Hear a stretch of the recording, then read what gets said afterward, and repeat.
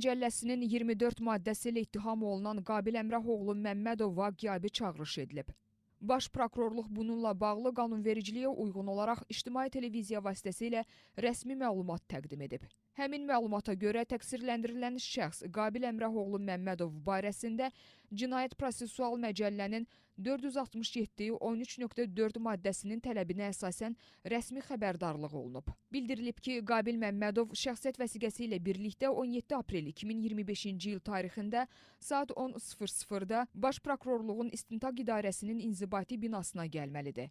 Cinayət Məcəlləsinin 24 maddəsi ilə ittiham olunan Qabil Məmmədov 2015-2017-ci illər ərzində ayrı-ayrı şəxsləri dövlət orqanlarında işə düzəltmək və onlara pensiya və sosial müavinətlər verəcəyi adı ilə 10 nəfəri aldadıb. Həmin şəxslərdən 29.597 manat pul alıb. O, eyni zamanda sosial media hesablarından açıq terrorçuluğa çağırışlar edib.